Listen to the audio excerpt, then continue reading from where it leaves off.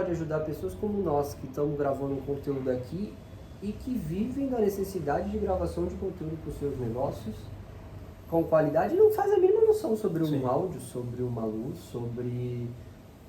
Como você falou, a gente fez o jogo das grades aqui na tela e o nosso campo de visão tem que estar nesse eixo aqui e que faz toda a diferença para... Senão fica com muito teto, né? Aquela coisa. E, cara, se você vê as gravações de pessoas com grandes conteúdos, pô, um médico, um nutricionista, um preparador físico, um psicólogo, todos têm muita dificuldade de pegar e gravar um conteúdo com áudio bom, com qualidade bom. Você parou para pensar que isso, cara, pode ser um negócio, pode ser uma coisa que o Capellini possa ajudar as pessoas, porque você faz isso a vida inteira automaticamente? Eu gostei de dar aula, né? Eu acho que até a minha paixão dentro Mas quantos anos, né, Bruno? Eu dei aula há mais de 10 anos. Né? Muito tempo. Eu gosto muito de transmitir o conhecimento, porque até a transmissão do conhecimento faz com que você tenha que aprender muito, pesquisar muito. Tá. Eu acho que isso que me levou a estar constantemente atualizado e até nos dias de hoje, com a minha idade, que você sabe que não é pouca, está bem atualizado em relação, né? Eu conheço profissionais da minha área que realmente não se atualizaram. Né? Não, e assim, cara, a gente é de gerações diferentes, você me deu aula. E a gente tem a mesma linguagem. Sim. E isso é muito fruto dessa tua atualização. Sim. Quantas horas, mais ou menos, você deu de aula na sua vida? Não tenho ideia. São 10 anos. Quantas aulas você dava por ano? Teve anos que às vezes eu dava 2 vezes por semana. Teve anos que eu dei todos os dias à noite, 3 dias por semana de manhã e trabalhava ainda com a produtora. Né? Eu nunca deixei de trabalhar como um profissional para me dedicar a dar aula, porque uma coisa eu falo, eu sou um profissional que ensinava, eu nunca fui um professor. Você quer a prática teórica. Eu nunca fui um professor, né? Até porque eu não fiz, deveria ter feito, isso é extremamente importante, buscar uma titulação, o conhecimento acadêmico, a pesquisa é muito importante, mas eu nunca saí do mercado de trabalho. Então os meus ensinamentos, né, era sempre muito baseado na realidade do dia a dia profissional. Isso era muito bom para quem estava aprendendo, até porque no Brasil existe uma confusão muito grande ainda sobre isso, né? A universidade, por teoria, ela não é para formar profissionais, ela é para formar pesquisadores, é a academia científica para pesquisa e desenvolvimento de conhecimento, né? E você falam pra gente. e você busca na universidade conhecimento técnico para uma profissão para chegar no mercado de trabalho. Não rola. E às vezes não rola porque é essa confusão. Aí você vai pegar um professor que teve que sair para uma dedicação exclusiva à pesquisa, né? E isso fez ele se afastar um pouco do mercado de trabalho, porque é uma dedicação muito grande, né? A pesquisa científica é fundamental, né? Então eu acho que tem muito desse conflito. Mas eu vou mais longe ainda sobre o audiovisual e sobre a comunicação dentro do que você estava falando, da câmera, de ensinar. Eu hoje falo isso sistematicamente, que o que a gente escolheu como ofício não pode ser mais só um ofício, tem que estar na formação da criança. Porque a comunicação, através dessa ferramenta que hoje já uma criança de 4 anos recebe, que é um celular, que não é mais um aparelho telefônico, né? É um equipamento multimídia, né? Que você grava, você edita, você assiste, você transmite, você escreve, você desenha, você faz um podcast, você faz tudo. Né? Você faz tudo. E não faz nada sem ele, né? E não faz nada sem ele. Então, se você não tiver a base do conhecimento da comunicação social, para saber a responsabilidade do que você está fazendo, né?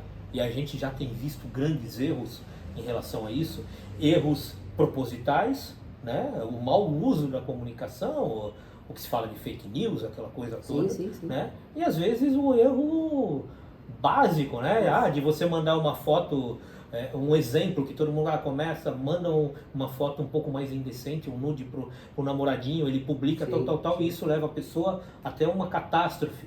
Né? Então, aquilo que a gente aprendeu, né?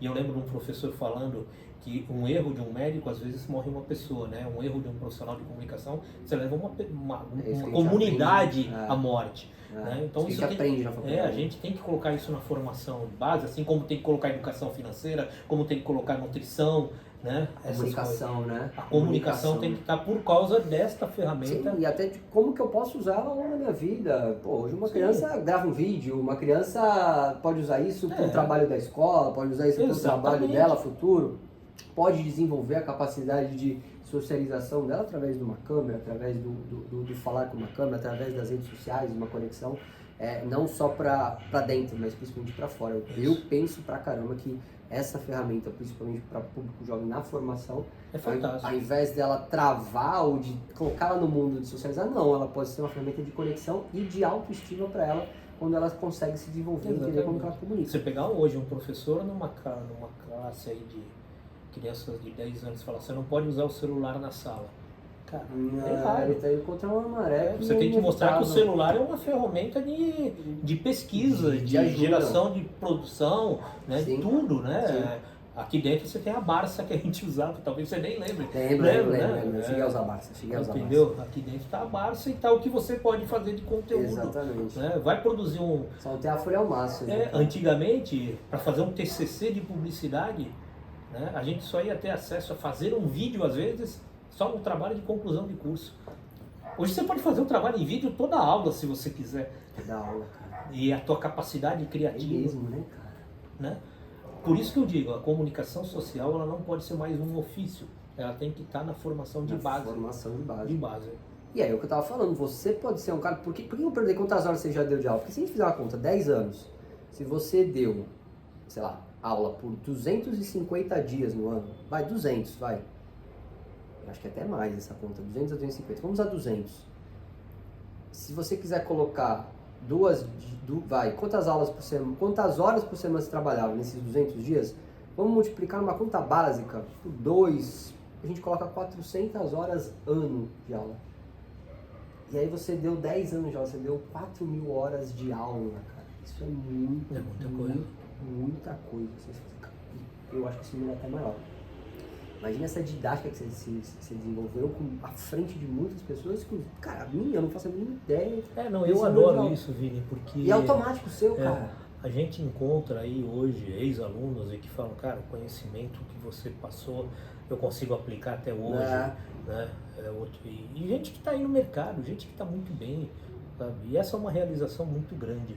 Muito grande. Mas eu tô te provocando para como que a gente traz isso pro mundo atual. Porque você tem muito conhecimento que serve pro mundo atual e talvez eu acho que você não esteja nem sabendo ou imaginando como usar pra Apesar que na pandemia eu cheguei a pensar em ir pro mundo digital para ensinar alguma coisa disso.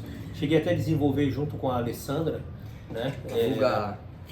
A Vulga é ex-mulher, madrinha, amiga, mas uma parceira de projetos profissionais muito grande. Ela sabe muito, né? Sabe também, é professora, né? E a gente desenvolveu na época um projeto, ela principalmente, para ensinar as pessoas, os professores a irem para frente das câmeras. Porque aquilo foi um problema muito grande. Cara, e os professores que foram para frente das câmeras, além de estarem com uma autoridade, uma exceção muito grande, estão ganhando dinheiro, cara. Estão ganhando dinheiro, mas na pandemia houve um problema muito grande, né? Porque o ensino à distância, ele antecede a pandemia. Antecede. Mas em nível universitário. E ali os professores do antigo colégio, ginásio, primeira série, agora é ensino médio fundamental, né? Não tinham isso e foram forçados a fazer isso. Louco. Né? E às vezes você tem um grande professor com uma grande didática na frente dos alunos e que a hora que você coloca uma câmera na frente, ele não trava, não tem. Eu era uma pessoa que é a tal da comunicação desde a criança jovem. Exatamente. Falar com a câmera vai ser uma coisa necessária. Necessária. Que é a mesma coisa que a gente fala com uma classe, é a mesma coisa. A gente só vai, é a mesma mensagem, né? Ela só muda a ferramenta que a gente vai levar. E às vezes não é nem uma comunicação de massa. Hoje em dia você entra numa profissão e você tem uma reunião de negócios à distância e você tem que falar olhando para a câmera. Isso aí. Né? Muito louco. E o que eu tava falando é realmente isso, cara. Eu tô lendo um livro que é o Outlier, né, de Malcolm Gladwell. E ele fala que para uma pessoa se tornar uma outlier, que é uma fora da curva, não é fator só do trabalho, do esforço, mas para uma pessoa se tornar muito fora da curva, ela tem que ter o conhecimento e o prático ali de pelo menos 10.000 horas daquela ação para ela fazer. Ele usa muito exemplo sobre o Beatles, né? Não sei se você sabe. E você tem uma coisa muito parecida. Cuidado com o teu enquadramento. Ah, tá bom. Os Beatles, antes de estourarem, eles saíam da Inglaterra e iam para Hamburgo, na Alemanha, e tocavam de quinta a domingo em casas de striptease, tocando rock and roll. E, cara, casa de striptease é 6, 7 horas da noite até o final da manhã e os caras tocando com a galera, velho, todos esses dias. Então os caras, eles estavam fazendo uma conta que em temporadas que eles faziam, eles tocavam 600, 900 horas sem parar. Isso foi dando na cancha pros caras, quando eles fizeram essas 10 mil horas de aprendizado, eles estouraram.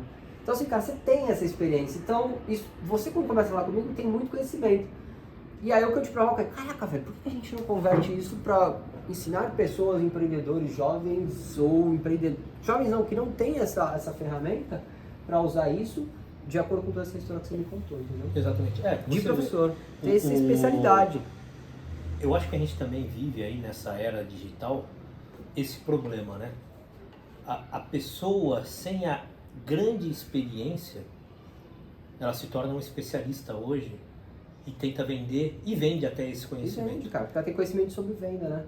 Exatamente. Sobre marketing, que é o marketing digital. Exatamente. E às vezes não consegue entregar, né? Porque a experiência, a gente já falou disso, até como professor, como profissional e em função da minha idade e ter começado cedo, eu tenho muito, não é uma experiência só de sucesso. Não. O erro é fundamental, né? Para ensinar. Por exemplo, eu sempre falo, uma das áreas que eu sempre atuei e gosto é a direção de transmissão, né? O diretor, numa transmissão, como às vezes até num trabalho, ele é um maestro, né? O maestro não toca todos os instrumentos. O maestro está na frente, ele tem o conhecimento de todos os instrumentos e ele está tocando ali. Tá. Né? O diretor de uma transmissão, provavelmente, se ele soube orquestrar e planejar tudo muito bem, ele vai ficar de braço cruzado. Cada um vai tocar o seu. Porém, na hora que tiver um problema, essa pessoa vai olhar para você e numa fração de segundo você tem que dar a resposta. Só a experiência te dá isso. Só a experiência. Você pode ter estudado muito, mas só a experiência te dá isso. Não desmerecendo o estudo é fundamental, os dois são. O negócio tá aqui, ó. Não é, porque o teu cérebro vai lá no que aconteceu, no que você errou, no que você acertou e você já sabe. É isso. Aperta esse botão. Isso não treme, né? Não treme. Né? Isso é a diferença. E na comunicação isso tem que ser muito rápido. Né? Na época da televisão a gente falava, e é verdade, antes do digital, mas já com o controle remoto na mão, e aí nasce um termo muito usado até hoje, o efeito zapping, né? Ou zapear.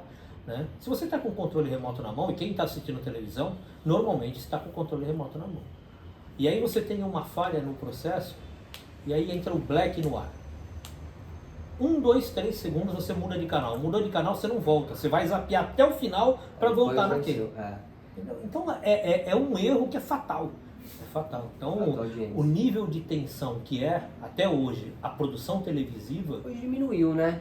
Diminuiu, mas na televisão ainda você tem isso. Porque quem consome televisão, né, e eu tenho muito isso, eu gosto, apesar do on demand, né, essa coisa do vídeo on demand, eu vejo como eu quero, onde eu quero, a hora que eu quero, ser muito forte, né, eu ainda gosto muito dessa coisa do rádio, eu gosto muito dessa coisa do ao vivo, sabe, de ver o que o player está me oferecendo ali naquela hora, não eu ir buscar. Eu acho que também porque eu venho dessa geração. Né? Então eu gosto, por exemplo, de abrir ali uma TV a cabo e botar no line-up e vendo o que está passando. Tem aquele filme que eu já vi, eu vejo do meio. Né? Mas aí é um costume do que a pessoa está te oferecendo. Mas quando, naquele momento que eu estou assistindo alguma coisa, falhou, eu vou para outro canal. E aí o trabalho de todo mundo foi por água abaixo. Né? Então esse nível de preciosismo na produção ao vivo, na produção de televisão, no controle mestre de uma televisão, que é o coração, né, que é onde você coloca as coisas no ar, que não pode ter erro, é 24 horas. Né? E quando você vai fazer uma live, já trazendo no mundo digital, é a mesma coisa. Mesma coisa. Você quer ver uma coisa, as pessoas, isso acontece muito, né? Porque a live, ainda ao contrário da televisão, a gente depende de um terceiro, que é a operadora de celular. Né? Você pode fazer o melhor estudo, a melhor luz, contratar 100 profissionais. Caiu a internet. Pegar o cachorro latiu. Você não tem como ligar para o técnico e falar, caiu não. Você vai ligar no telemarketing, aquela coisa toda. Já foi a live. Você já foi a live. E aí acontece, aí quando você, não, vamos voltar numa outra. Você estava com 100 pessoas simultâneas. Para você recuperar essas 100 simultâneas, é muito. Isso, no negócio, é prejuízo. Alto. altíssimo, altíssimo. Perfeita análise, perfeita Entendeu? análise. É altíssimo. Ô Fabinho, e aí, cara, depois desses 10 anos dando aula e de operações, pra onde que você vai? Como você foi? Aí eu Quais saí foram para montar a última TV, que foi, já isso tem 20 anos, que foi a VTV, um contrato de 1 ano para ajudar também na implantação da TV, na parte Mas você é operacional. bom montador de TV, imagina você fosse bom montador de canal de YouTube, velho. É um caminho, né? É um caminho, porque o processo é o mesmo. Hoje o YouTube, lógico que é, mas na época eu era muito a formação dos profissionais que iam trabalhar na TV. A formação do processo, do workflow, né? Que eu tinha muito essa experiência. Então eu entrava sempre na área operacional e de produção Tá. para chamar os profissionais adequados. Na VTV uma opção da empresa muito legal de a gente formar lá dentro, unindo o professor ao profissional. Então eu formava esse profissional lá dentro, tá? E aí foi um contrato de 1 ano. A VTV foi a primeira TV adquirida no Brasil através de uma licitação pública, né? Não foi uma concessão dada como era antigamente, teve esse processo todo. Então tinha um prazo, e aí foi curioso, porque terminou esse contrato, eu não quis mais, até na época dei uma surtada, fui com um amigo meu arrendei umas terras para plantar amora e framboesa, mas logo depois eu voltei para o mercado e já voltei para empreender. Falei, foi 2003, aí em 2003 eu montei a 1+1 Comunicação e Imagem, em sociedade com a Carla na época, que era minha namorada, que também era do audiovisual, também trabalhava com isso, né? E já entramos direto com um contrato dentro da Petrobras, que também foi um dos principais... Vocês montaram uma agência já com um cliente Petrobras na mão? Na mão. Muito bom, hein? Aí foi muito legal o trabalho. Muito bom e perigoso. Muito bom e perigoso, mas a gente fez a lição de casa certinha, porque aí fomos amarrando vários contratos, não só de audiovisual, como estratégia de comunicação também. Dentro da Petrobras? Dentro da Petrobras. Você só atendia o Petrobras?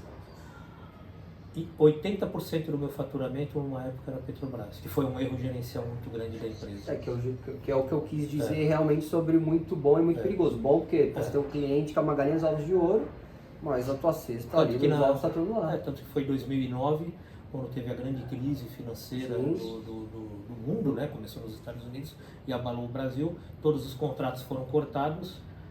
E aí, empresarialmente, a gente viu o grande erro e sentimos esse erro na pele até hoje. Por quê? Por causa de dívidas que foram feitas, né? De dinheiro que você colocou na frente? Dinheiro que a gente colocou na frente. De material, equipamento, time, algumas coisas ligadas a governo, imposto, essa coisa toda. Quantas pessoas trabalhavam no seu time? Ou eram freelas? Alguns freelas, mas nós chegamos a ter dentro da Petrobras trabalhando de 8 a 10 profissionais lá, mas a maioria era freela, que a gente colocava mediante demanda, né? Mas ali eu destaco um trabalho muito legal que a gente fez, que juntou estratégia de comunicação, que é uma área que eu adoro, dentro do audiovisual também. Mais uma vez, estratégia, time, processo. Que foi um trabalho que nós fizemos para a Petrobras Brasil, para a unidade de abastecimento, que foi, dentro dos conceitos de segurança, meio ambiente e saúde, entrar no mundo, porque o meu sucesso no mundo corporativo foi levar a linguagem da publicidade, porque sempre que a gente fala institucional é uma coisa meio quadrada, né? Principalmente antigamente.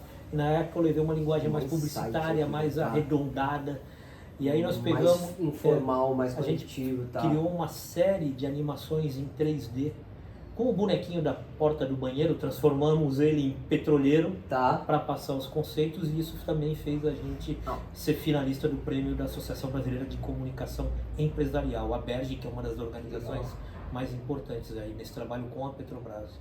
O seu trabalho era produzir conteúdo interno para a Petrobras? Ou você tinha propaganda da Petrobras? Não, conteúdo interno, muito mais interno.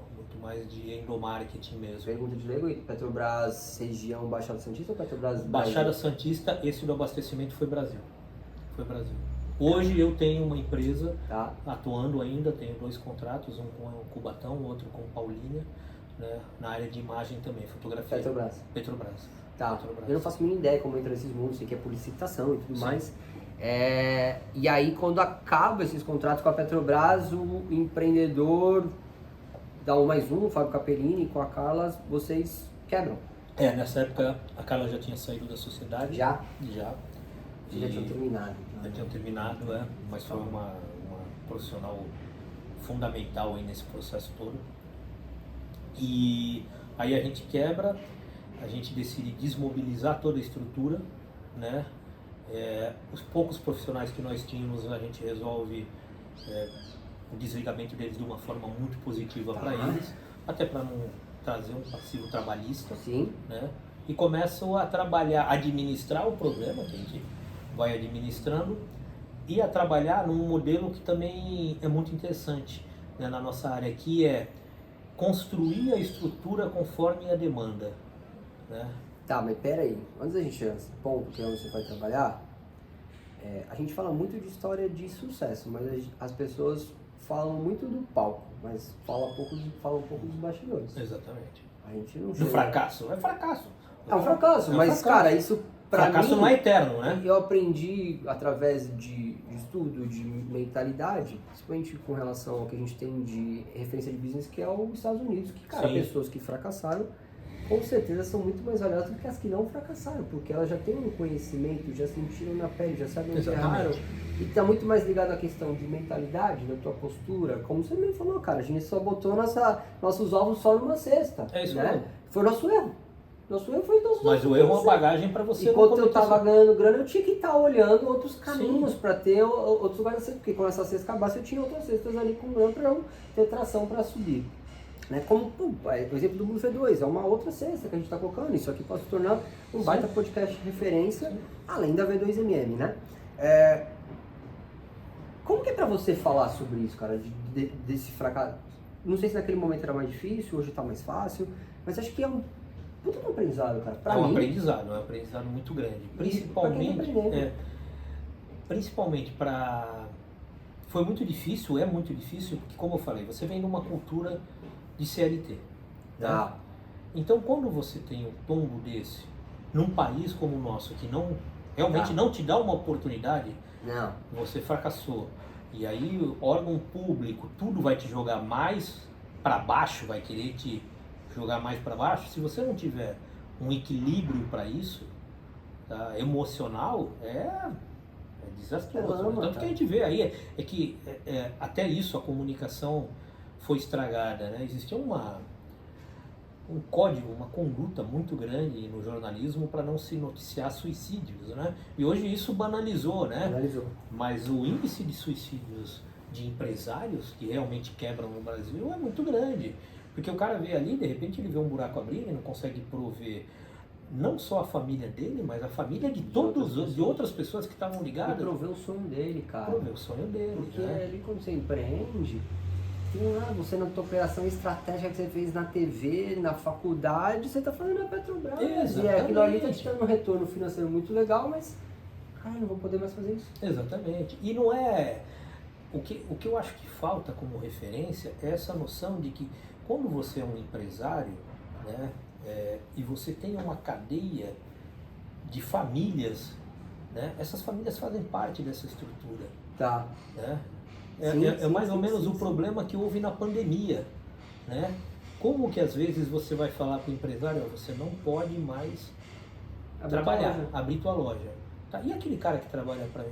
Eu tenho que pagar ele, para pagar ele eu tenho que vender. Né? Eu não sei a solução. No caso da pandemia eu não sabia a solução. Ninguém Então, sabe até hoje, não, né? gente... a solução nessa hora, aí sim, para que serve um governo sério? Nessa hora o governo assume isso, né? Assume isso, numa hora dessa. Sim. Mas eu acredito que o governo, por uma estrutura de empresas privadas, ela tem que dar uma oportunidade para que esse empresário, tá, desde que seja uma coisa muito séria, né, ver o que aconteceu, né, ó, tem esse caminho para você fazer isso. Mas isso não acontece, no Brasil não acontece. Voltando no que você perguntou, é muito difícil. Como é que você lidou com isso na época, assim, mentalmente, cara? Muito difícil, muito difícil. Onde Porque você eu não procurou? tinha um preparo empresarial para isso.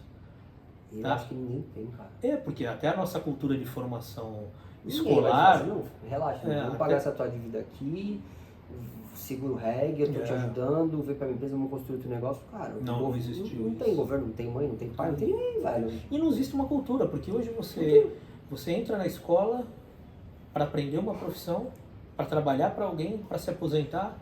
Essa é a linha cultural. As novas gerações estão mudando um buscando pouco, mudar mas e vão já- mudar. mas A própria sempre foi internet essa. está proporcionando isso Isso. pra gente. Hoje em dia sim, mas sempre foi ao contrário. É. Né? O que você vai ser, que trabalho que você vai Isso fazer, é isso. para A quem minha você geração vai- viu isso, a nova já não vai ver. Mas e aí, cara, como é que... Você pega um menino americano, né, ele sabe o quanto ele tem que ganhar por ano, não é por mês. Por ano? Porque a cultura por mês é salário. Na bolsa, quanto que ele investe na bolsa, ele já sabe de qual menino universidade que ele o vai. número de aposentadoria dele, ele já sabe quando era criança. Exatamente, qual esporte que ele vai praticar. Exatamente. Tem toda uma disciplina para você construir o adulto, o homem, a mulher, enfim, de sucesso. Cara, mas eu tô pegando muito nesse ponto de, realmente, eu não sei se você lembra de alguma história, de um ponto de dor e fala assim, caraca, mano, eu vou desistir. Pensei em suicídio, porra, me peguei em religião, me peguei na família, enfim. O que você fez, cara, de estratégia? Mano, você já me contou. Acho que tudo isso que você falou passa pela cabeça. Tá. Tudo que você falou passa pela cabeça, porque em alguns momentos você não vê saída, em alguns momentos o orgulho fala mais alto, em alguns momentos você vê que você tem família que te ajuda, que vem, que sabe, você vê quem são os amigos, aqueles que se afastam, aqueles que se aproximam, né? Você vê tudo isso, é um aprendizado de vida gigante. Gigante. Teve um ponto de virada, assim, desse, vamos chamar de lama limbo para subida, assim, que você sentiu? Mais recente agora, mas o ponto de virada... Isso foi final de eu acho que 9 para 10. O ponto de virada foi também quando eu, depois de uns 5 anos, que aí eu fiquei, lógico, fazendo alguns trabalhos aqui, outro ali, freelancer, correndo, sobrevivendo, né? Mas ainda preso um pouco no mercado que eu sempre trabalhei offline, né? Até que em 2015 eu recebo um convite desafiador, eu sempre gostei dos desafios, dá para perceber pela minha história, né? Um amigo meu me liga no final de 2014 e fala, vamos tomar um café? Vamos, um conhecido meu, né? Aí eu cheguei, sentei com ele ali em frente à Santa Casa, no posto, ele falou, eu vou assumir a gerência de comunicação do Santos Futebol Clube. Esse cara me ajudou muito nessa época. E eu preciso de alguém para tocar a TV do clube, que eu nem sabia que existia, porque eu não era uma pessoa ligada ao futebol. Não falamos de esporte em nenhum momento, só dos os rolês de bike, etc. Eu não era uma pessoa ligada em futebol, né? E aí eu falei, mas o que tem como é que é essa TV? Ela falou, não, a gente tem um canal no YouTube, que já tem muito sucesso, né? Mas o presidente que vai assumir, ele também quer montar um canal de TV aqui no line-up digital da operadora de TV a cabo de Santos. Nesse período que eu falei, um pouco que antecede isso, eu tive uma TV com um grande amigo meu aqui, né? Eu ajudei ali no processo de montagem de uma TV nesses mesmos moldes, no line-up de TV dos canais digitais da NET, que foi uma TV ligada a uma igreja evangélica, Cristo a Resposta aqui de Santos. Fui sócio ali do pastor Nastalino, do pastor Moisés, né? Eles entraram no conhecimento, a ideia no começo era fazer uma TV que acolhesse todas as igrejas, né? Também como negócio, lógico, mas acabou ficando uma TV muito voltada à Igreja Cristo a Resposta. Rapaz, o cara foi parar até na igreja evangélica. E aí eu tinha essa experiência dessa estrutura da TV, de como viabilizar essa TV, mas aí aconteceu uma coisa muito curiosa, eu assumi a TV ali, entrei logo em janeiro, na pré-temporada, e aí fui tentar entender, aceitei o desafio de duas coisas, YouTube, que eu não tinha nenhum conhecimento de como funcionava essa ferramenta. Galera, a gente tá gravando isso em 2024, isso faz 9 anos, e como as coisas mudaram, né? O cara é especialista, né, em audiovisual, criação de processos para TV, para público, para entender como os profissionais vão trabalhar dentro de uma operação de uma TV, e do nada ele vai para um negócio enxuto chamado YouTube. E com uma baita audiência, né, velho? E assim, pra gente hoje é muito da nossa... Isso aí no YouTube, né? YouTube. Então, no YouTube. Não, naquela época mas era uma coisa 2015 nova. ainda não tava, né? Não tava, YouTube, não. assim, A jeito. TV TV sim. já tava, por causa de um trabalho feito, né? Já tinha um público e tal, mas, cara, você mesmo tinha sido atingido. E aí foi muito curioso, porque aí eu observando aquilo que estava acontecendo ali, pô, aquela equipe de 5, 6 pessoas... Você não contou o nome da pessoa, tá? Fabiano Fará. Um beijo pra você, Fará. Obrigado grande também. Fabiano Fará. Sou grato a você, cara. Eu também. Acho que tudo que a gente desenvolveu ali foi por causa da famosa carta branca que foi dada para nós. E a gente fez um projeto muito legal.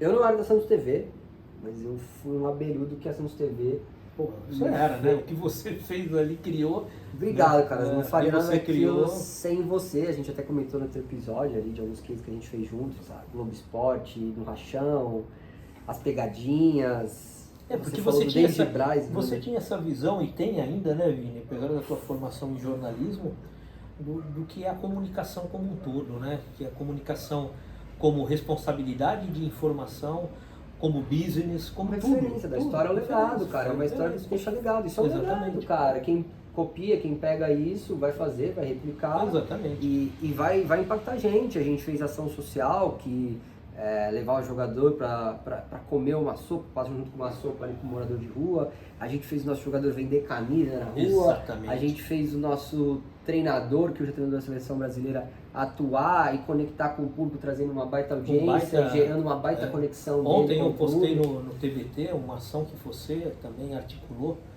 que é muito interessante. Foto? Eu postei uma brincadeira interna, não pública, que era o rachão que acontecia após o treino de sábado. Pré-jogo, né? E que acontecia ali, não era nem o pré-jogo, era pós-jogo. Pré-jogo. O rachão é sempre ali um descansinho antes do jogo. Então os caras vão, dão um treino, faz o retoque final. Antes do jogo no dia. O jogo vai ser no domingo, você faz o rachão no sábado. Sim. Ou o jogo é na quarta, o rachão na Exatamente. terça. E aquilo acontecia ali no CT, sábado, né? E aí tinha brincadeira, era o time do Robinho contra o time do David Braz, né? Aquela coisa ali. E aquilo a gente começou a colocar, a gente não, os meninos começaram a colocar na Santos TV, porque eu vou voltar essa fase minha era uma fase de observação, total, né, para entender o processo. Mais uma vez o cara do processo. Observando como que funcionava o processo ali. E aí você acabou articulando, o Globo Esporte veio com o ônibus deles e transmitiram o rachão em parceria com a Santos TV. Foi um negócio, um case fantástico, né?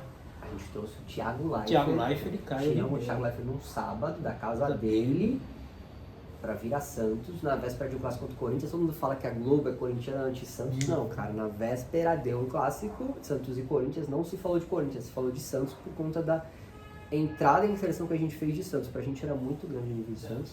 E a gente trouxe 2 big players do mercado, tipo, num ônibus customizado para um lugar fechado, que era um ônibus que só rodava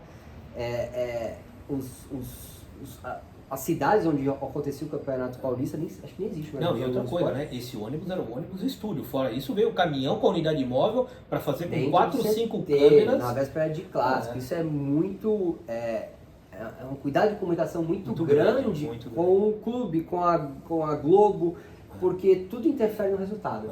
Então o mais tava rezando que o Santos não perdesse o Corinthians, o Santos empatou naquele jogo.